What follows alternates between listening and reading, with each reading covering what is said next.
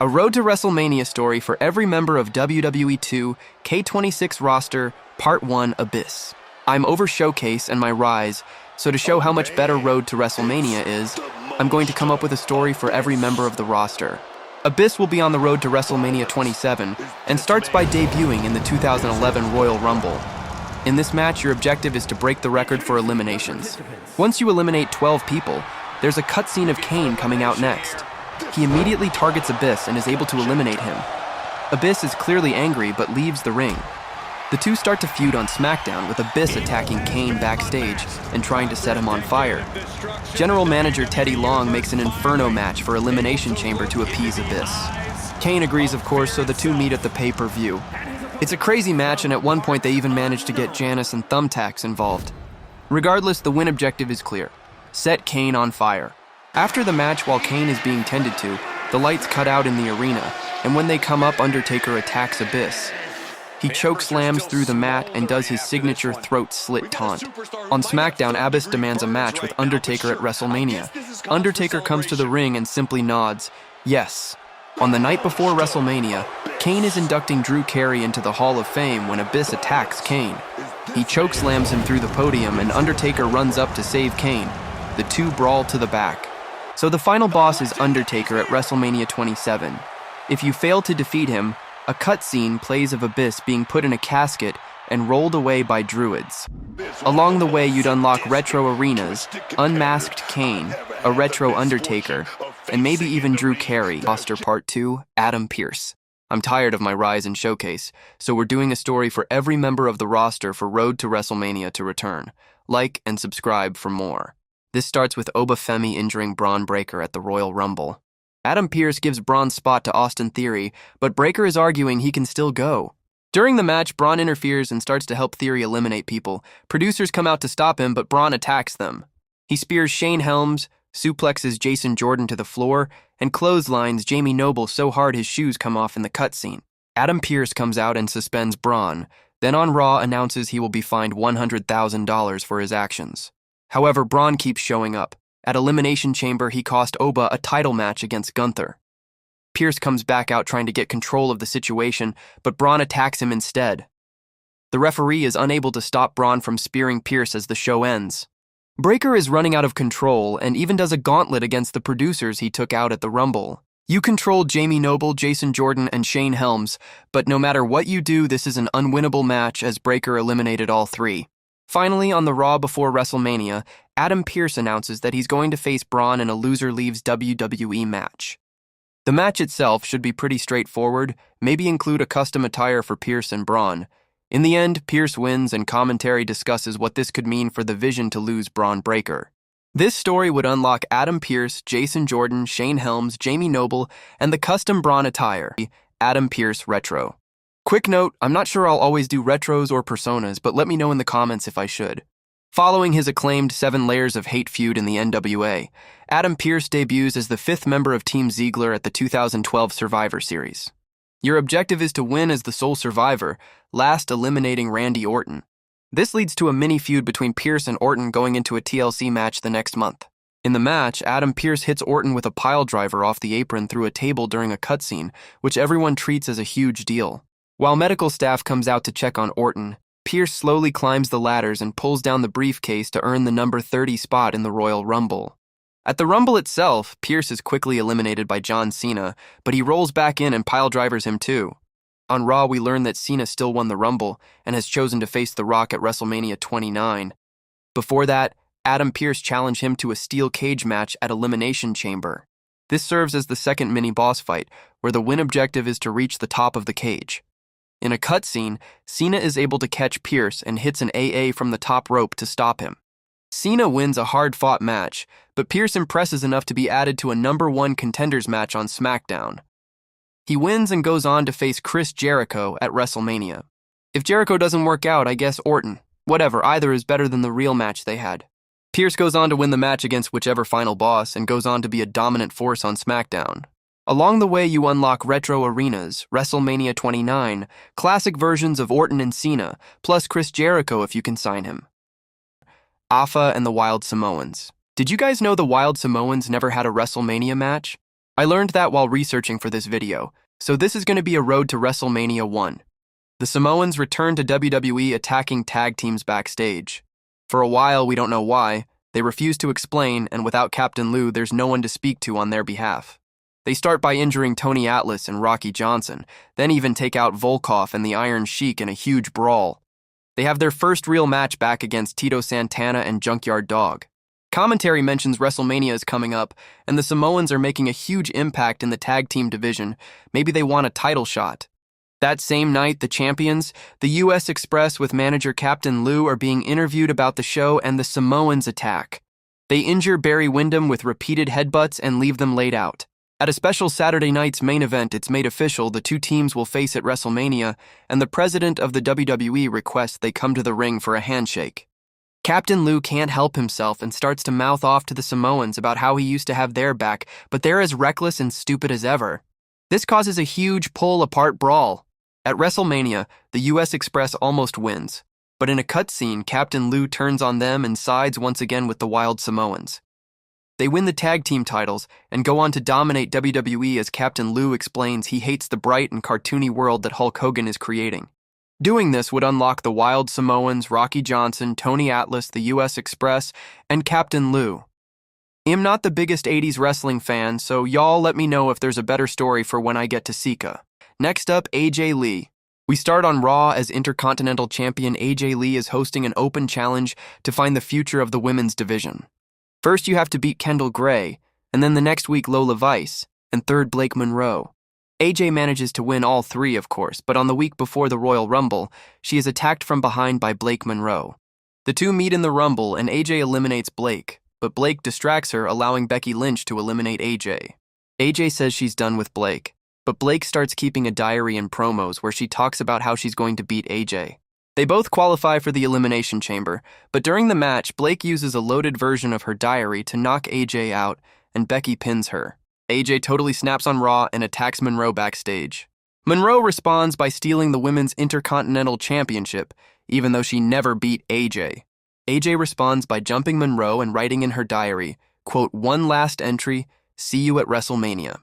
The two meet in a one last entry match, a cool name for a hardcore match. Both debut new attires, Blake based on writing in her diary, AJ inspired by Harley Quinn. If Blake wins, she takes the title and skips around AJ, taunting her to end the story. If AJ wins, she takes back her title and celebrates by burning the diary in the ring while Monroe watches. Part 6, AJ Lee Retro. So WWE announces AJ's retirement just like real life, but we change the debut of the four horsewomen. Now all four come up together and their leader is revealed to be AJ Lee. AJ starts to call herself the fifth horsewoman and the face of the women's revolution. The group becomes known as the Vanguard, and they go into a 5-on-5 match at Survivor Series. So AJ teams with Charlotte, Sasha Banks, Bayley, and Becky Lynch against Paige, Natalia, Beth Phoenix, and the Bella Twins. AJ ends up as the last member of the Vanguard against Team Divas Paige, Beth, and Natalia. However, Paige turns on the Divas of Doom and joins Vanguard. At TLC, AJ and Paige face the Divas of Doom in a ladder match where the winner will get the number 30 spot in the first Women's Royal Rumble. In a cutscene, Paige gets caught with a glam slam off the top of the ladder and AJ lets it happen. She takes advantage to steal the win. The Rumble comes down to AJ Lee and Charlotte when the rest of Vanguard runs out. They distract AJ long enough for Charlotte to eliminate her and get the win, then turn on her. AJ declares war on the remaining Vanguard members as she qualifies for the first Women's Elimination Chamber match for Nikki Bella's Divas title. I came up with cutscene eliminations for everyone, but for the sake of time, let's skip it. AJ Lee wins by last, pinning Nikki Bella. The match opens Vanguard up to infighting, and in the weeks after, they all trade wins over each other.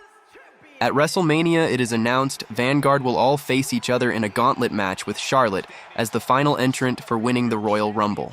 At Mania, AJ debuts new gear, a new undisputed women's championship, and runs the entire gauntlet to prove she's the face of the revolution. Part 7, AJ Styles. In his retirement, AJ takes on the role of NXT General Manager.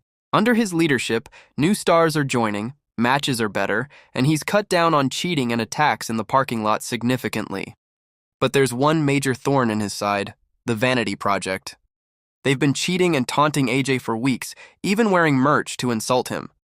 Jackson Drake beats Tony D'Angelo after cheating, and AJ comes out to reverse the decision. Before he can, the Vanity Project attacks AJ. They lay him out, and Shawn Michaels announces that AJ can no longer hold his position impartially. After some brief training at the PC, AJ Styles comes back to wrestling to face Drake at Stand and Deliver. Jackson Drake wears a parody of AJ's attire and tries stealing his moves, but is unable to beat Styles. Retro AJ Styles versus Shawn Michaels. Be sure to like and follow for more. Let's get into it. On the SmackDown after Survivor Series, The Miz hosts Miz TV with guest Shawn Michaels. Miz asks Shawn to name Miz as the best Intercontinental Champion ever and the new Heartbreak Kid. Shawn refuses and says if anyone is the next Shawn Michaels, it's Dolph Ziggler. This comment brings out WWE Champion AJ Styles, who asks if Dolph is so good, why isn't he the champ that runs the camp? Ziggler comes out at this point to challenge AJ to a ladder match at TLC. Ziggler scores big wins on the way to TLC and even pins AJ in a tag team match on the Go Home show. But despite hitting a zigzag off the top of the ladder, Dolph isn't able to get the title and AJ retains. This leads to his historic match with John Cena at the Royal Rumble with one major difference. Shawn Michaels is made special guest referee. The match plays out just like real life, but this time AJ blames the loss on Shawn. On SmackDown, AJ calls out Shawn and Michaels finally asks what is AJ's problem with him. AJ admits he does have a problem with Shawn. He left before he could pass the torch to AJ Styles. Styles accuses Shawn of leaving at his prime when he could have helped the next generation. And at WrestleMania, they won't pass the torch. AJ is going to take it. At Elimination Chamber, Shawn admits he did leave at his peak, but he lost to a real phenom, not some kid calling himself phenomenal. AJ attacks Shawn after this and hits a Styles Clash onto an open chair. As Shawn is carted off, AJ taunts with Shawn's signature pose. The match is set for WrestleMania 33, Phenomenal 1 versus Showstopper. At WrestleMania, AJ debuts a new attire inspired by Shawn's classic attire, while Shawn comes out as an old cowboy making one last stand. To end the match, a cutscene plays of AJ getting caught with a super kick out of a phenomenal forearm attempt. Shawn falls in the corner and tunes up the band, but Styles reverses the sweet chin music into a pop-up Styles Clash. AJ wins and is remembered as the new showstopper. Part 9 of writing a road to WrestleMania for every wrestler in WWE, Akira Tozawa. We start on Raw as the Alpha Academy are part of a tag team turmoil match to find new #1 contenders. During the match, Otis has part of his orbital bone broken by Grayson Waller.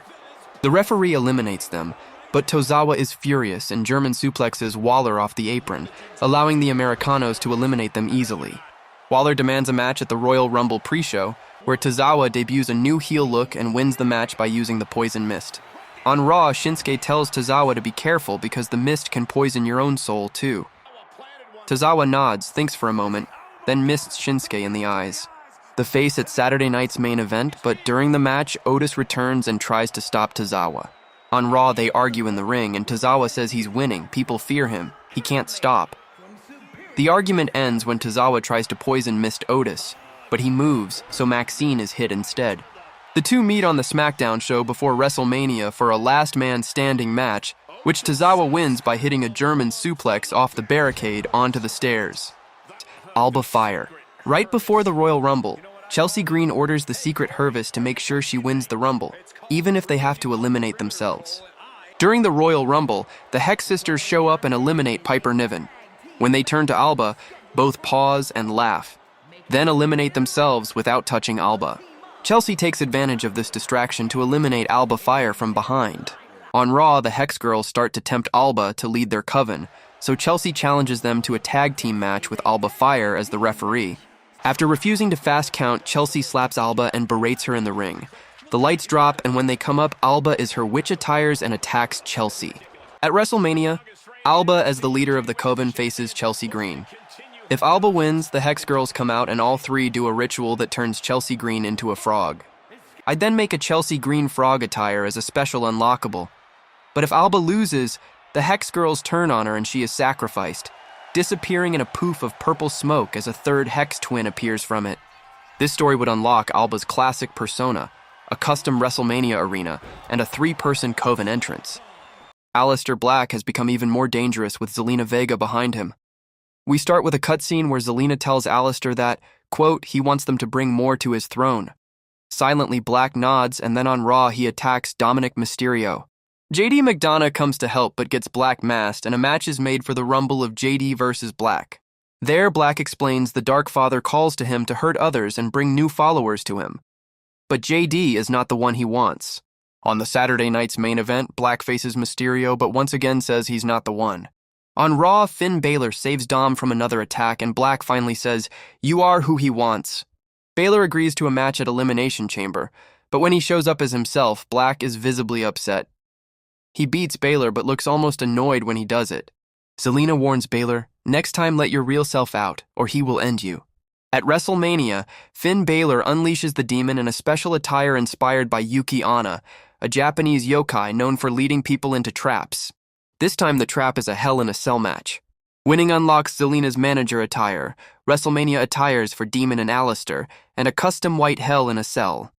Be sure to like and subscribe. Next up is Alex Shelley of the Motor City Machine Guns. If you made it this far, be sure to comment, "The Dark Father wants him, so I know." Alex Shelley of the Motor City Machine Guns. We start at the Royal Rumble, where MCMG faces the Street Profits for the Tag Team Championships. Commentary tells us the Street Profits have been undefeated since Bianca Belair joined them as their manager, and that tonight, if the Machine Guns lose, they will not be able to challenge again while the Profits are champions. In a cutscene, Chris Sabin is hit with a blockbuster Doomsday device, and the Profits win. Alex Shelley is clearly upset, but he helps Sabin up and the two leave to a standing ovation. On the next SmackDown, Alex Shelley tells Sabin that they aren't kids on the indies anymore. They have families to support. Shelley requests more one-on-one opportunities and eventually beats Shinsuke Nakamura to earn a shot at the United States title. Backstage, Sabin pleads that Shelley has proven his point, but it's time to focus on the team. Shelley says he has to do this himself, and at Saturday night's main event, he faces Johnny Gargano. It's a tricky match with Gargano's technical skills, but eventually Shelley traps him in a submission. Candice LeRae jumps up to distract the referee, who misses Gargano tap out. Then, as Alex Shelley is looking to win the match, Chris Sabin charges in and attacks him. Gargano takes advantage and retains while Sabin looks on. On the SmackDown after, Sabin explains that Alex Shelley wanted all the glory and success for himself. But now it's all going to be Sabin's. Gargano and Sabin, as a new DIY, are set to challenge the Street Profits at Elimination Chamber, but Alex Shelley returns to attack Sabin in the parking lot. At WrestleMania, only one machine gun can be left standing as Alex Shelley faces Chris Sabin in an I Quit match. Winning this match would unlock solo attires and entrances for both men, a custom WrestleMania in Detroit, and their My Faction Emerald cards. Now that we're at part 13, I think this is my longest series ever, even beating out the Omos Cinematic Universe. If you know, you know. Anyways, we start on SmackDown in the middle of draft week. Alexa Bliss and Charlotte are facing Nia Jax and Lash Legend, while Raw is on the clock to draft their next pick. As Alexa, you get the win, but that's when Raw announces they have drafted Charlotte. Just Charlotte. With Charlotte gone, the irresistible forces start to torment Alexa, until the Women's World Champion Ria Ripley comes to help. Nick Aldis makes a match for the Royal Rumble of Alexa and Rhea versus Nia and Lash.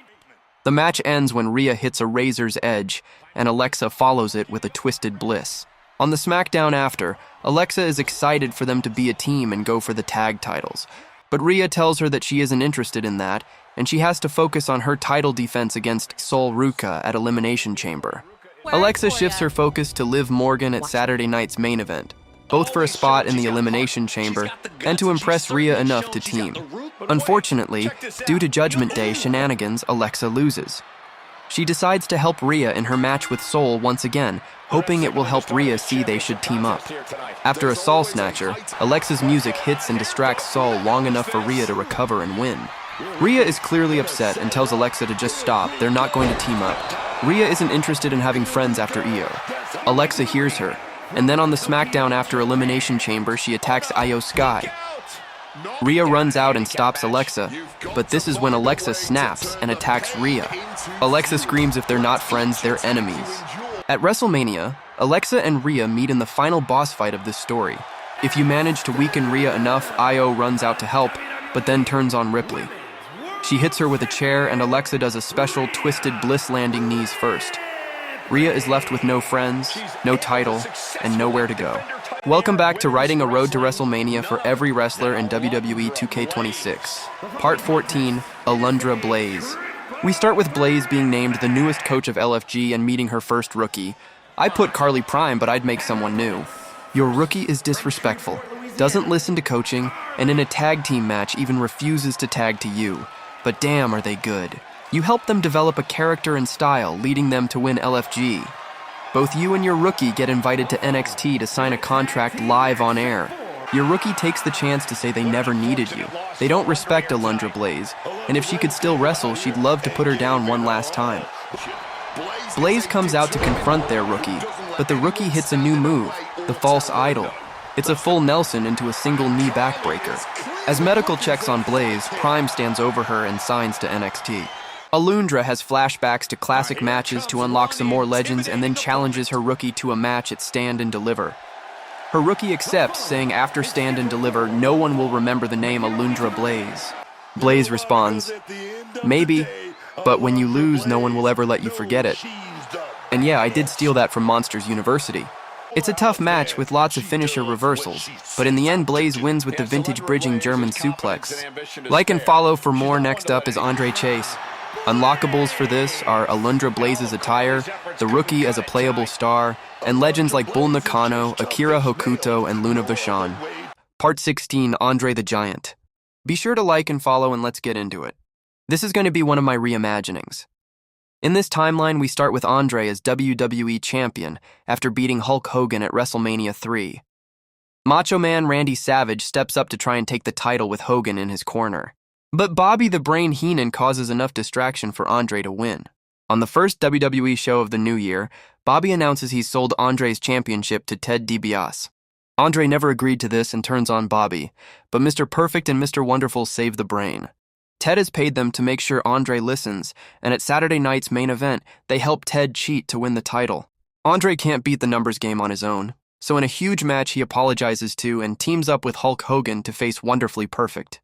President of the WWE announces if Andre and Hulk win, not only will Hulk get to face Mr. Perfect at WrestleMania, but Andre will face Bobby Heenan one-on-one.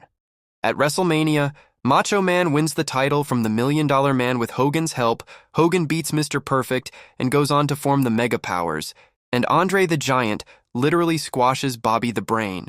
Winning unlocks classic arenas, a Bobby the Brain wrestling attire, and a custom Wonderfully Perfect entrance theme, motion, and Titantron. Remember to like and follow. Next up is Angel of Los Garzas. It should be up when Clash in Italy begins.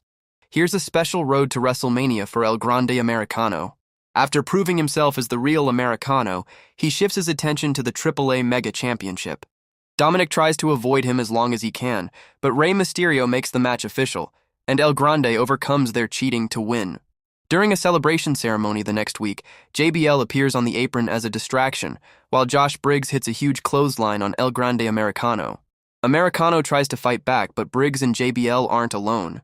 JBL has brought a whole group to help him force control of AAA from Rey Mysterio.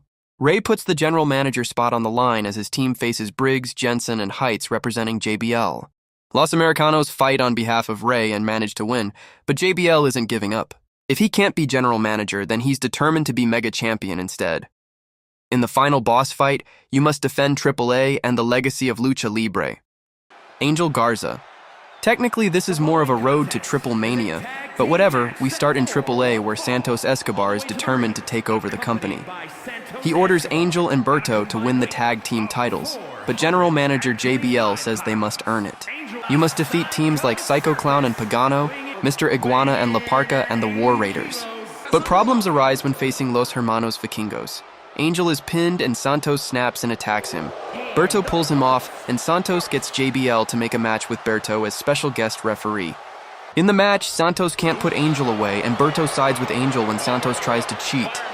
Santos hires Andrade El Idolo as a tag team partner for a Mexico City street fight at Triple Mania. Angel and Berto win by throwing Santos from the top rope through a flaming table. Be sure to like and follow, because next is Angelo Dawkins. Angelo Dawkins and the Street Profits are dominating the tag team division. We start with tune-up matches before facing the new team of Ethan Page and Ricky Saints at the Rumble. Page and Saints actually join commentary on the Go Home, And aside from naming themselves the Smoke as a jab at the Profits, they mostly focus on strategy for taking out Ford. Michael Cole asks about Dawkins, but Saint says they aren't concerned with him. Page adds that he's shocked Montez hasn't turned on him yet, and both agree it's coming soon. At the Rumble itself, a cutscene shows Angelo hurt and reaching for the tag out to Ford, but Dawkins refuses to actually tag. He yells at Ford that he isn't better than him. Then he turns around into a spear and Page pulls Ford down from the apron while the Smoke wins. The cutscene continues with a disappointed Ford helping Dawkins back to his feet, but Angelo turns it into a sit-out spinebuster. He beats down Ford and leaves on his own. On SmackDown, Angelo Dawkins starts calling himself the Street Prophet and saying he could see Montez was about to turn on him, so he struck first. General Manager Big E doesn't approve, but he does give you a chance to qualify for Elimination Chamber. He's determined for SmackDown to be a land of opportunity for all, so you face off against Chad Gable, Ilya Dragunov, Trick Williams, Carmelo Hayes, and Montez Ford. Angelo starts the match against Ilya, but when Montez comes in at number 4, he goes straight to the top of the pod and hits a frog splash to Dawkins, who is down after a trick shot. Referees are trying to get Dawkins out, but when he sees Ford against a pod recovering, he snaps and spears him through it.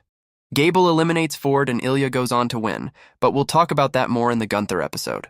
Dawkins and Montez continue to feud on SmackDown until Big E officially makes the match Profit vs. Profit at WrestleMania Wembley. The loser will be made a free agent until the draft. With a spinebuster from the top rope, Angelo Dawkins wins the match. We'll talk about the rest of WrestleMania Wembley as we go, but winning here unlocks Dawkins' heel persona, a tag team entrance for Ricky and Paige, and Wembley if not unlocked from another story. Apollo Crews is sick and tired of being overlooked. After a dominant win on main event against Chosen, he swears to make an impact at Worlds Collide and faces Mr. Iguana. It's definitely harder with some quick time events to try and react to Iguana's offense, but he gets the win. We see him again that night joining forces with Omos, who has been fired by Vikingo. Together they form a team with one goal in mind: take the spotlight that is passed by them. Their first targets to earn that respect are the War Raiders. It culminates at Elimination Chamber in a tag team steel cage match. After winning, Apollo says they are the most dominant team in history and challenge a team from any time to prove them wrong. This is what brings out the Dudley Boys who want a match at WrestleMania. You must beat them in TLC. We start on SmackDown, where Asuka and Stephanie Vaquer are feuding to determine the new #1 contender. No matter what Asuka throws at her, she can't put Stephanie down, so in a moment of despair, she hits the poison mist and locks in the Asuka lock. At the Royal Rumble, they meet inside a steel cage, but Asuka comes to the realization that she just doesn't have it in her to win this one. In a cutscene, she begs Stephanie to finish it, and Stephanie mercifully does. While Stephanie celebrates, commentary wonders what could be next for Asuka. The next night on Raw, Asuka comes out in normal clothes and no face paint. She announces her retirement and thanks the WWE Universe for being ready for Asuka. As she's leaving, she's blindsided by Julia, who lays her out and screams, "You only quit when I make you." Asuka isn't seen again until Elimination Chamber, when she gets her revenge and attacks Julia before she can enter the chamber match. She debuts a new look inspired by the Japanese art style of repairing broken pottery with gold. She may be closer to being broken, but those cracks have made her stronger than ever, and at WrestleMania she challenges Julia to an I Quit match. This would unlock Asuka without face paint, the new custom paint, and a WrestleMania in the Tokyo Dome. Austin Theory and The Vision have a problem. LA Knight. While Theory and Logan Paul are trying to earn a tag team title shot against the Lucha Bros, Knight costs them, and commentary tells us this has been a trend in recent weeks. Paul Heyman puts a $100,000 bounty on Knight's head in the Royal Rumble, but Knight manages to eliminate Paul, Brock, Braun, and Bronson all before Theory enters at number 27 and is immediately hit with the BFT. Heyman distracts Knight long enough for Theory to eliminate him, but Oba Femi takes Theory out soon after. Knight makes a deal with Paul Heyman. He will retire if he loses to any member of the Vision, but if he beats a member, they are officially out of the group. Knight sees himself as a new age hitman, and at WrestleMania he looks to take out Austin Theory. This unlocks a Bret Hart-inspired attire for Knight, a catching ATL, and a tag team-assisted stomp. Part 23, Axiom.